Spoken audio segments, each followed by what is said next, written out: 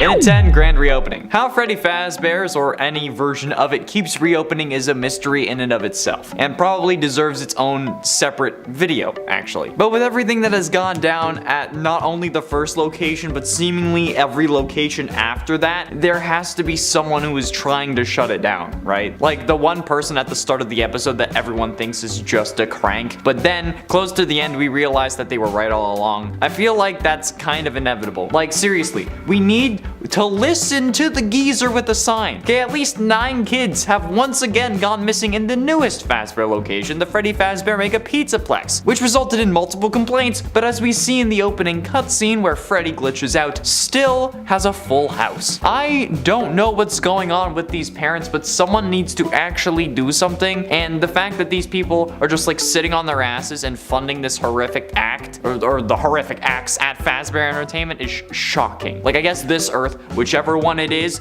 doesn't have Twitter or cancel culture. And at 9, names. While the names of the characters we know have stayed consistent, the animatronics for example, the names of other characters have been thrown around a lot. Take Crying Child for example, who has no canon name as of yet we called him many things. Crying Child, Chris, Kyle, Michael, Gregory, Evan.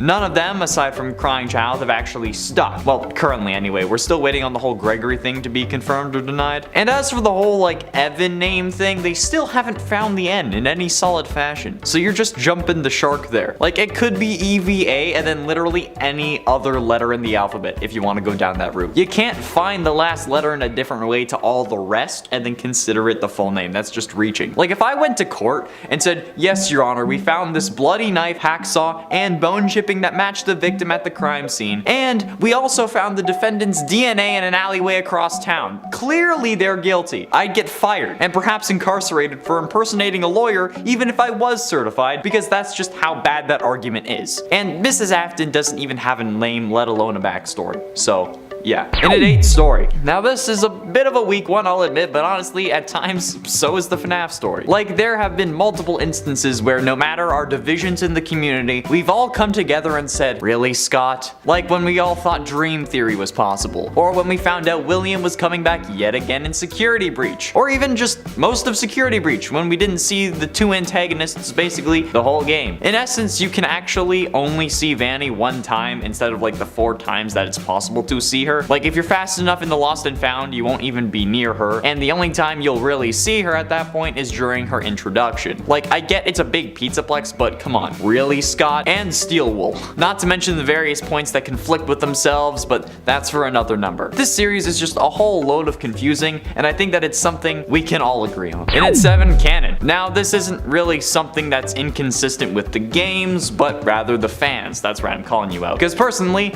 I have gotten a lot of comments and DMs on my Instagram about how the books aren't canon, be it the novel trilogy or the Fazbear Frights books. And yes, they're not a part of the main continuity, but they all come from the mind of Scott Cawthon, right? Well, yes, Andrea Wagner among others do help write those short stories, but Scott approves them for being in the series. So these books, while the story isn't canon to the main continuity, the ideas of how this universe works are. But the real issue is that people only use this complaint when they don't agree with someone, because those same people are the ones who talk about how the FNAF 4 Nightmare animatronics are products of the sound illusion discs present in the Twisted ones, but Crying Child can't be a robot because the books aren't canon and I mentioned Charlie. Or Golden Freddy has 2 souls because the Stitch Wraith has 2 souls, but Crying Child can't be the one you should not have killed because the man in room 1280 and the kid in the alligator mask aren't canon. Like come on guys, you can't pick and choose what is and isn't canon from the books. If you want me to stick to the games, you need to stick to the games as well, but you don't, so why would I? And at 6, possession. I'm going to be honest, possession as I see it in the series has been pretty consistent, but the possession that I see others talking about makes no sense at all. It started off with the missing children possessing the robots that they were stuffed into, right? Chica was Susie, Freddy was Gabriel, Fritz was Foxy, Jeremy was Bonnie, and Cassidy was Golden Freddy, and that made sense. And then it expanded to Henry pouring his grief over losing his daughter into the Ella doll, which let him stay alive while giving something sentience, which ended up being separate from the possession that we know. Possession and the whole remnant thing that was going on with the Ella doll among others are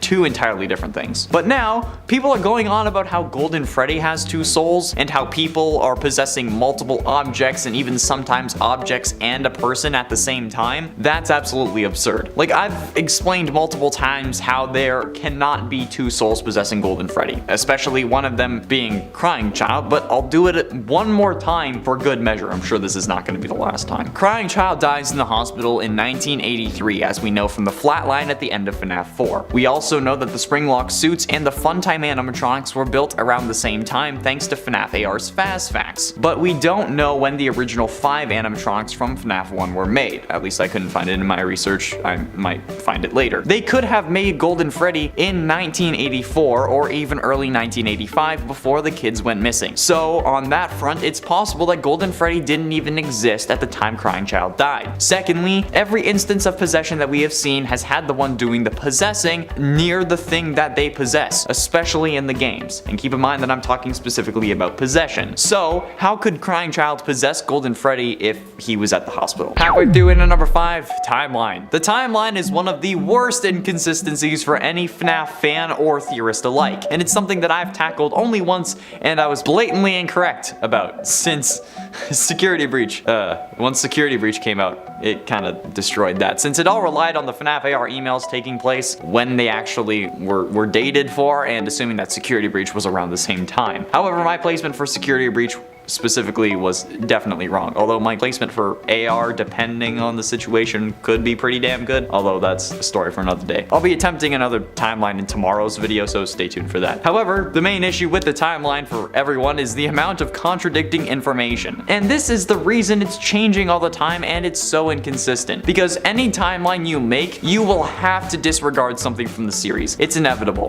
There are too many things that contradict themselves, and unless you spend countless hours trying to explain it all away, it's not going to be worth it to try and include every single detail. Most theories also rely on other theories to fill in the blanks, which only makes things worse, since if that one theory falls apart, so does the rest of the timeline. And for investigation. We know that there was an investigation into Fazbear Entertainment around the time that the original kids went missing. This is seemingly thanks to phone calls we hear in the first 3 games, as well as Sister Location's opening scene, where Afton is being interviewed by someone who I assume to be the police. Because, you know, kids going missing and then animatronics smelling like death and leaking blood should be cause for concern. It kinda makes me think that the police would have to come and investigate despite what they believed or if they were being paid off. And then they would find out about the animatronics, okay? They would find out about everything that's going on inside. The wiki says that it was like management or something, but to me that doesn't make sense because he's the suit technician and, as we know, thanks to the books, part owner of Fazbear Entertainment. I mean, that's also like the only way he'd have any pull in this situation. Like, I still can't believe that people don't understand this, saying that William only worked there, because that's not the case. While yes, they investigated, apparently they didn't have enough for an arrest or convictions, which is seemingly ridiculous because, like, at least they'd have circumstantial evidence, especially if they're interviewing William about the robots containing containment chambers that are the size of a child, but, you know.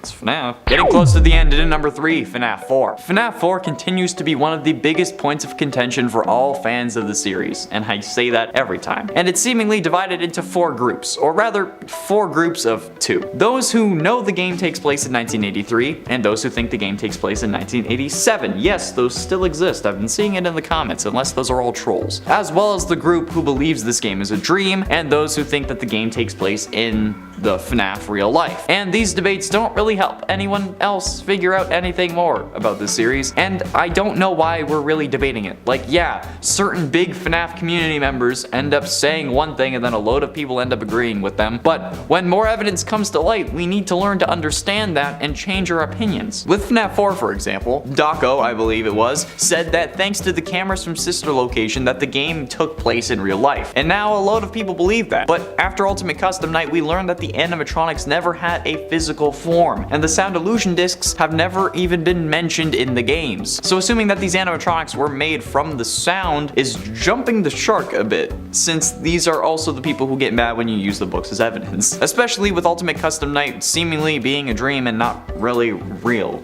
It makes FNAF 4 even more likely to be a dream at that point because of the whole Ultimate Custom Night thing and parallels with his son. Plus Daco said that, and then Scott ended up posting on later on like Reddit or something, I'm pretty sure, saying that nobody had actually figured out FNAF 4, so that kind of debunks it. But ultimately, in number 2, colors. The colors are such an important part of FNAF, okay? Figuring out the lore, at least in the early stages of the series, required us to hone in and focus on the colors of characters' eyes, characters' text colors, shirts. Hell, we identified the main killer of the series based on his color, and then argued over if there were 2 killers, since one of them was a slightly lighter shade than the first one. After that, Scott realized how important colors were, and he made sure to keep that in mind. Michael talks in gray, Baby's eyes changed from blue to green after Elizabeth possesses her, William's killer form is in purple, hell, even the Springlock suits are the same color. But then, we got thrown a curveball. One of the most consistent things in this whole series was just seemingly tossed out the window. In the Midnight Motorist minigame, a game we were picking to shreds because the car color was purple, like Williams from the Take Cake minigame from FNAF 2, dropped a random orange man in the middle of our screens. A man that we would come to know as the Orange Guy, yet someone who also lived with Michael, who we could see thanks to his gray shirt and gray text, and also had a younger child. Again, with the consistency. Then, who were we playing as? Well, we were playing as William, but why was he orange instead of purple? That's something I think I answered in another video, okay? Link is in the iCard, you should go watch it,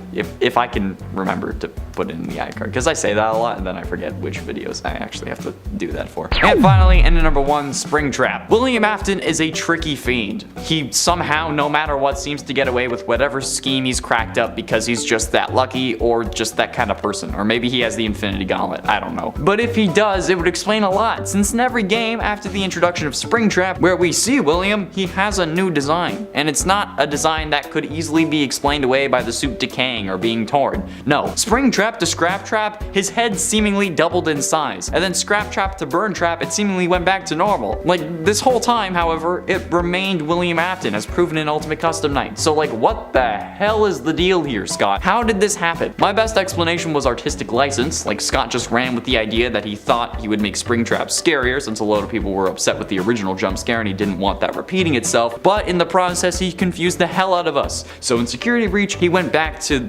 closer to the original design and just like swapped out his missing limbs for Glamrock animatronic parts. There were people in the comments of the whole "we solved Burntrap" theory video who said that I was comparing to fan models of Glamrock Bonnie, so my statement wasn't accurate. I just wanted to say that I wasn't comparing them to models of Glamrock Bonnie. I was comparing them to the endoskeletons that are present within the game that are used for the Glamrock animatronics. The endoskeleton that Monty and Freddy use, since they're the male ones, since that's the one that Bonnie would have used as well. Just because for the sake of explanation we showed fan models on screen in the video doesn't mean that's what I was comparing. In the video I literally said I was comparing endos.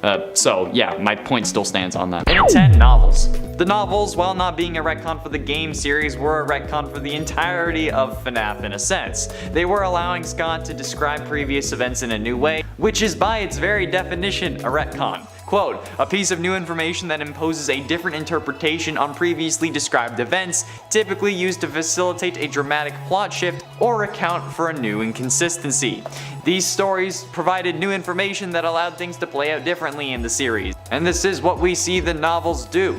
Even if it was another universe or timeline or perspective, as Scott says in another Reddit post about the novels, they were basically a way for Scott to clean up the lore of the series so that it could work properly instead of continually getting more and more complex. The rewriting of the FNAF story, even if for a different universe, was in essence a retcon for everything, so it counts. And 9, masks. The masks from FNAF 3's Happiest Day minigame that weren't the original 5 animatronics were pretty damn confusing. Like, who could these mysterious characters be and why are they present at a ghost kid's birthday even though they probably couldn't see him? Well, what we thought were obscure versions of main characters at the time was explained away using the mediocre melodies in FNAF 6. 3 games after the original confusion had happened, been forgotten about, and then gone through that cycle a couple times. These were also explained again in the FNAF VR Halloween DLC, The Curse of Dread there, that actually allowed us to wear some of the masks present in the earlier games, worn by characters like Mike and his friends. And I mean, it's certainly a smaller retcon, but at least there's some more explanation there. It was for something we had forgotten about, yes, but at least it's better than nothing. And at 8, first victim. For a long time we thought that the puppet was the first victim, that William killed Charlie because she was an easy target, like his confidence hadn't built up as a killer yet, or maybe he was just finding his style. Feels weird to say. Nevertheless, we figured it was pretty cut and dry. That Charlie possessing the puppet was who guided the other animatronics through the whole I'm a dead kid possessing an animatronic thing, and that they were the ones trying to put them to rest, give gifts, give life, right? Well, then FNAF Ultimate Custom Night came along and utterly shattered our understanding of the timeline, with one simple line from Withered Chica, quote, "I was the first, I have seen everything." We instantly forgot everything we knew about FNAF because of that. However, now we don't know if Chica means she was the first of all the victims or if she was just the first of the 5 missing children, the original 5 victims, who go on to possess the original 5 animatronics. Since we can see that in the logbook, the puppet is trying to make Cassidy happy by giving her cake, which seems to be a callback to the Happiest Day minigame, especially because it's on the page asking about your happiest day, but who came first? We still don't know. And it's 7, timeline. The whole timeline has in fact been retconned multiple times, with things like the phone guy dialogue needing to be thrown out due to dialogue in later games, the sister location revelations switching things up yet again, and now, with my latest timeline, FNAF AR takes place in 2021 as we can see in the emails, but they use versions of Springtrap who they're not supposed to appear until 2023, assuming that FNAF 1 takes place in 1993 like the Faz facts seem to just suggest along with minimum wage calculations, but as we know it, the FNAF timeline is going to have to be retconned even another time to at least be able to fit this information in there more smoothly. The easiest fix we have right now is that they just found Springtrap a couple years before the events of the game, or potentially before opening, like the Fazbear Frights location, or at least opening it to like having people work there because guy starts working there a week before it actually opens. But I mean, like, even if you did that, it could still make things more confusing. At this point, after a whole list of retcons, I don't know if we can put anything past this series, especially with a new owner on the way. And at 6, Michael Afton.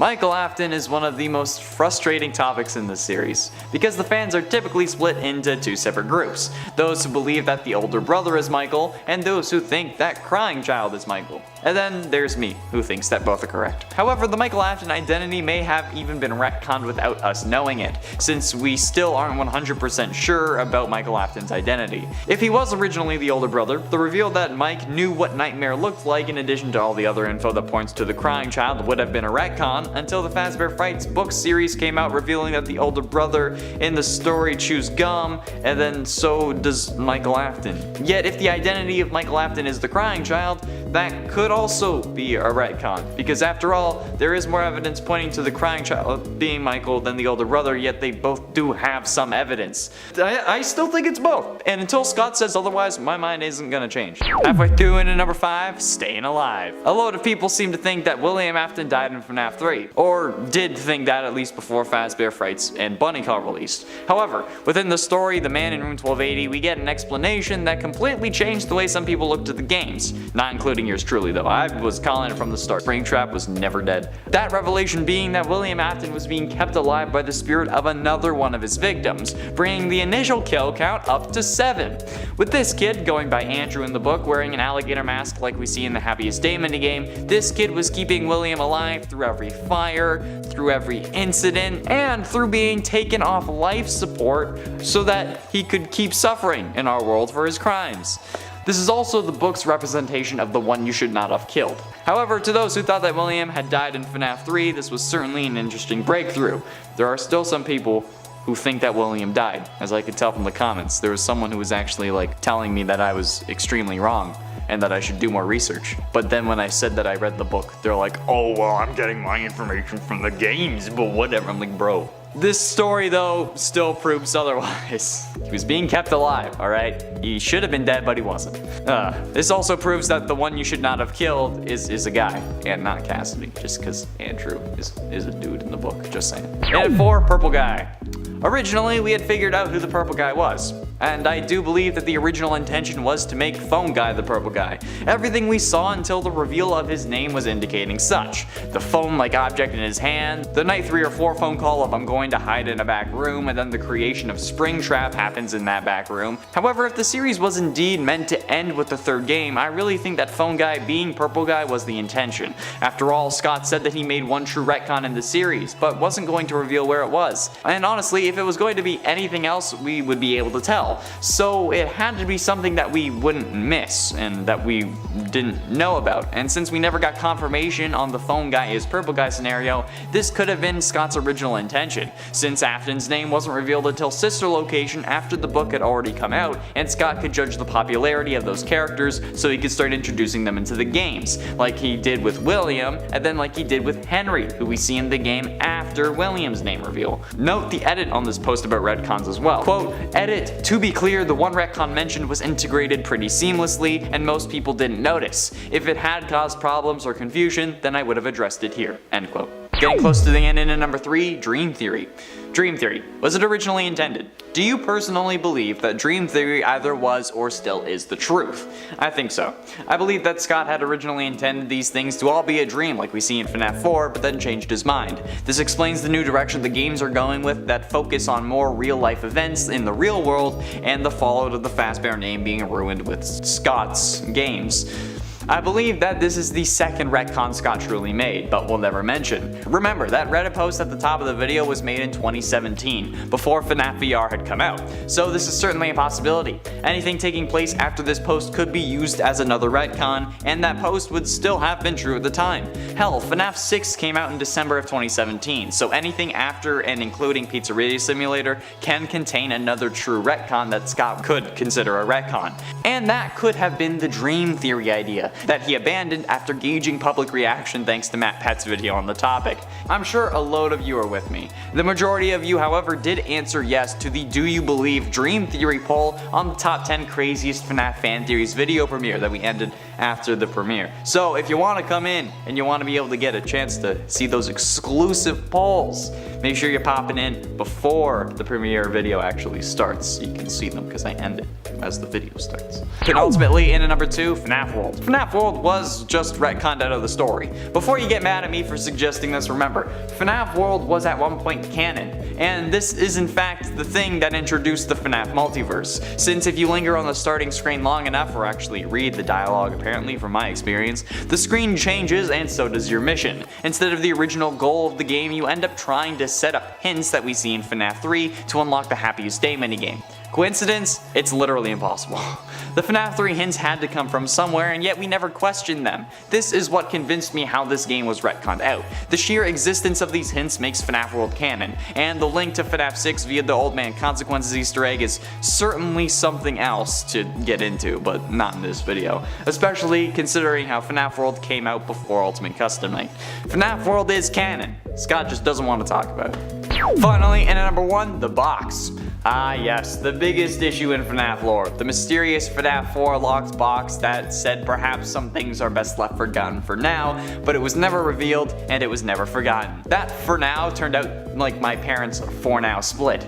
The box is one of the biggest questions we have in the series, and Scott just forgot about it and never mentioned it again. Why? Well, MatPat believes that the contents of the box had changed, and that they did so multiple times. That it started out with items indicating that Crying Child was in the hospital, then moved to a picture of the family, and then was in fact the body of Crying Child, in reference to how Charlie Emily was found at the end of the Twisted Ones novel, revealing that Charlie was in fact a robot in a series of robots. Yeah, this is what, at least at the time, MatPat believed to be the case, and it's a good point, since Scott could really alter anything he wants that we don't know the truth about, and then we would be none the wiser. So this begs the question, what's in the box now? What do you think? What do you believe is inside the FNAF 4 box? Let me know in the comments.